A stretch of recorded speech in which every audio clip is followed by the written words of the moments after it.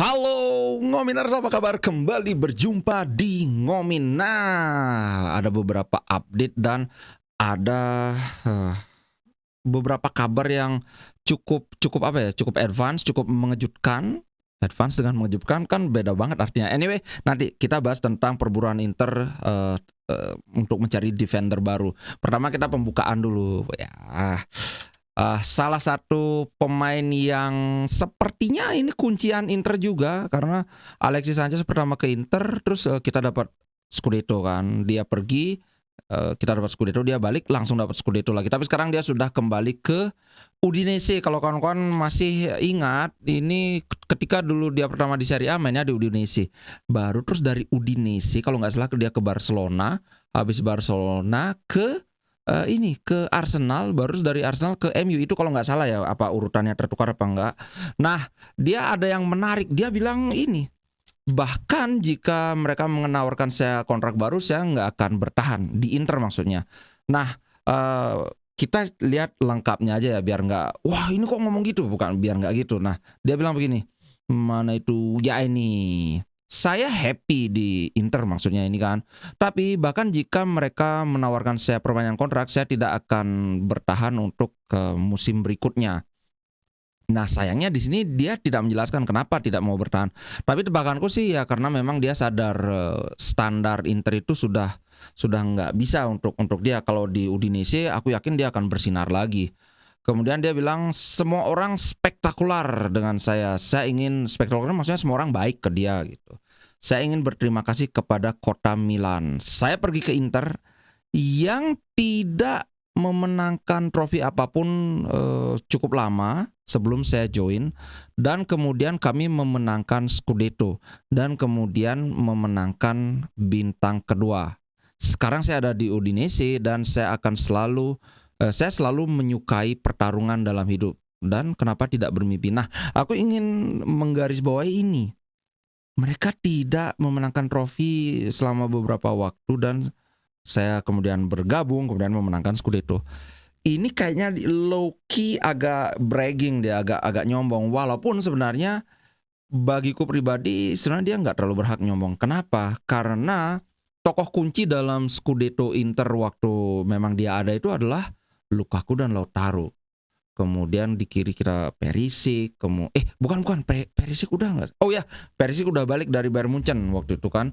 Kemudian ada Barella di tengah, ada Brozovic. Dia itu kan sering cedera waktu itu, sehingga dia bukanlah bagian kunci. Sehingga ketika dia ngomong saya ke Inter, sebelumnya mereka nggak pernah memenangkan Scudetto sudah lama, sebentar ini ternyata hidup. Nah sebenarnya sudah nggak mau menang. Sorry, kok aku mau ngomong mereka tidak memenangkan Scudetto dalam waktu yang cukup lama. Kemudian saya gabung, kemudian kami memenangkan Scudetto. Kan seolah-olah dia yang mengklaim, wah gara-gara gue gabung nih. Kurang kena sih kalau aku. Oke, itu sekedar pemanasan aja biar sekarang Hakan Calhanoglu ini ada berita yang menarik tapi nggak akan terlalu panjang sih ya. Mantan AC Milan ini tumbuh menjadi salah satu pemimpin di Inter, terutama di musim keempatnya. Nah yang menarik dari Hakan ini adalah begini. Dulu pernah sih aku bahas, sudah dulu banget, bahwa bahkan di awalnya fans-fans AC Milan tuh nggak terlalu keberatan dengan Hakan ke Inter. Karena apa? Karena sejarah yang dia torehkan di AC Milan itu adalah dia adalah pemain yang angin-anginan.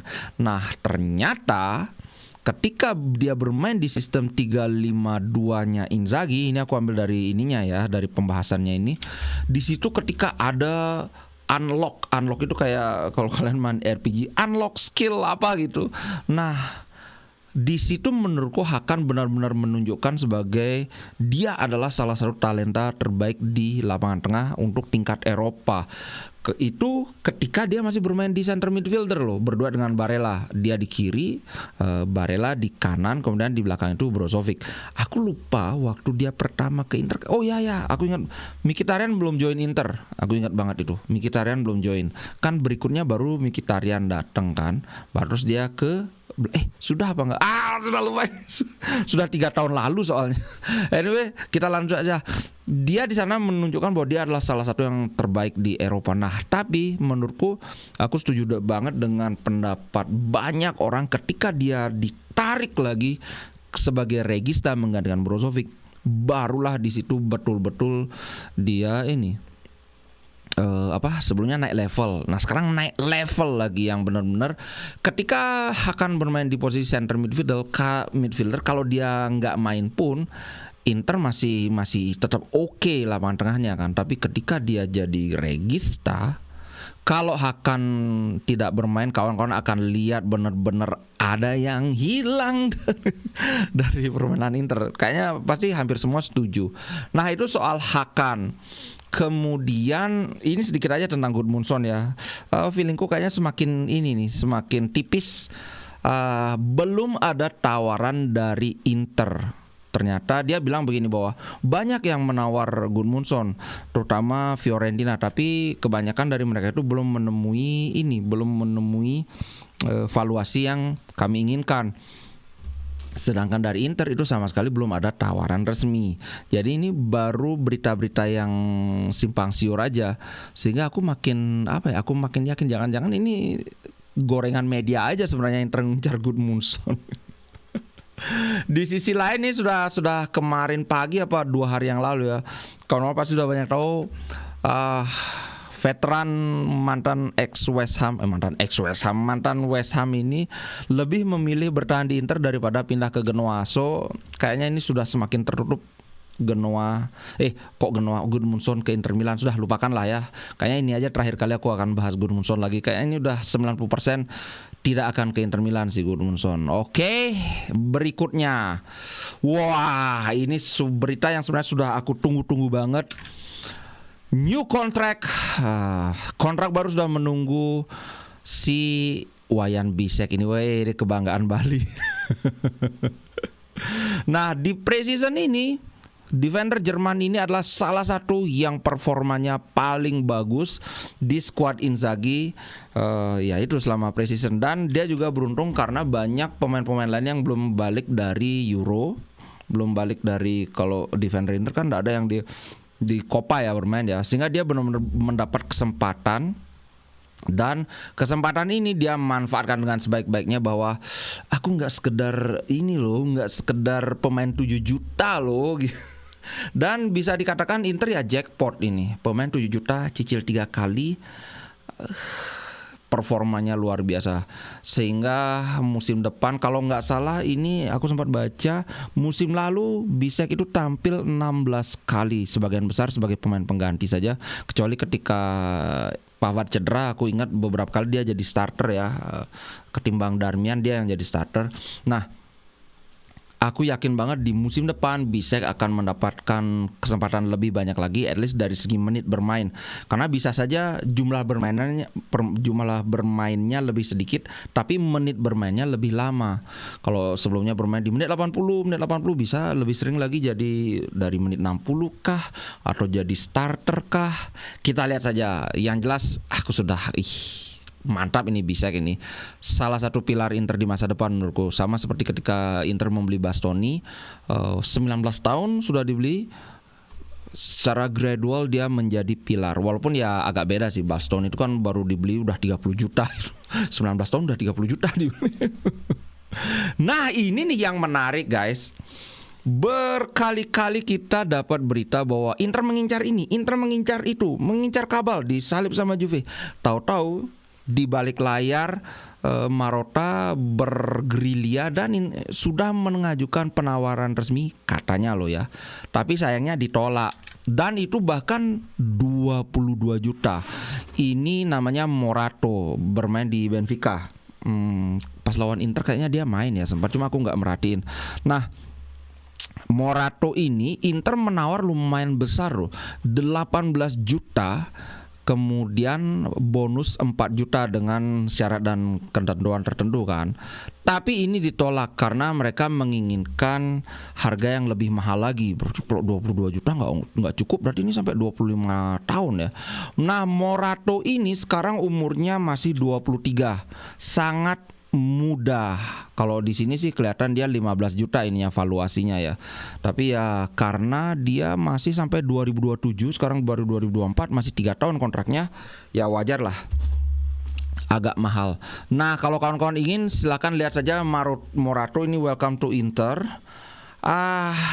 Aku lihat cukup bagus. Tapi yang kita bahas bukan Morato saja. Selain Morato ada lagi dari berita ini aku ambil. Target utama Inter adalah Starlet Under 20 Argentina. Itu namanya siapa tadi ya? Bukan Palacios. Palacios ini dia. Selain Palacios ada juga namanya Michael Faye sebagai plan B. Jadi di sini kita bisa lihat ada 3. Michael Faye, Palacios, kemudian Morato. Nah, kalau kita lihat dulu si Michael Faye ini ya. Si Michael Faye ini berasal dari Senegal. Umurnya baru 20 tahun. Ini benar-benar sesuai dengan keinginan Oak Tree banget, pemain muda. Aku sudah lihat ininya, sudah lihat beberapa cuplikan pertandingannya. Ini skillful, lumayan berani gocek-gocek. Tapi ya skillful untuk ukuran pemain 20 tahun. Sepertinya ini bakalan hebat. Aku lebih tertarik dengan si ini, bukan Michael Faye, tapi yang jadi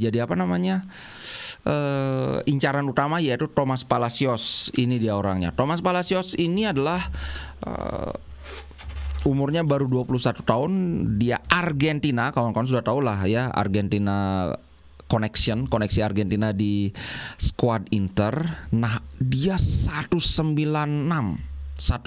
meter. Kalau kawan-kawan lihat di sini, ini aku liatin dikit aja ya. Ini sangat lugas aku lihat. Tapi ini kan mainnya masih di mana sekarang? Dia main di apa namanya ini? Pokoknya tim Argentina gitu lah, River Talleres ya. Sorry. Kayaknya main di Talleres dia. Aku lupa tadi sebenarnya ya, Talleres. Tapi ya belum tentu juga kalau dia masih main di Liga Antah Berantah itu belum tentu jelek, karena Lautaro Martinez dulu juga dibeli dari River Plate pokoknya dari tim Argentina, langsung dibawa ke Inter, cuma perlu 2 musim langsung meroket sampai sekarang. Akhirnya siapa sangka waktu itu ternyata Lautaro jadi kapten dan top scorer Inter, luar biasa. Nah, Thomas Palacios kembali aku lihatkan dikit, aku ngelihat dia cukup Nah, ini langsung aja. Sangat lugas, lihat dikit tus. Dia cepat membaca permainan, cepat membaca posisi lawan, sangat bagus dalam duel 1 lawan 1. Ini kita lihat tes. Jadi orangnya cenderung sabar. Aku lihat dia juga punya cukup skillful ya. Kalau kita ada kelihatan seperti Stefan de Vrij sedikit aku ngelihat, dibandingkan dengan Michael Faye ini. Kalau dilihat justru Michael Faye ini lebih teknis dia mainnya, lebih speednya lebih kenceng, lebih kayak Cordoba gitulah. Tapi kalau aku pribadi somehow aku ngerasa ini kayaknya si Palacios ini, aku setuju dengan Inter manajemen yang menjadikan Palacios sebagai target utama.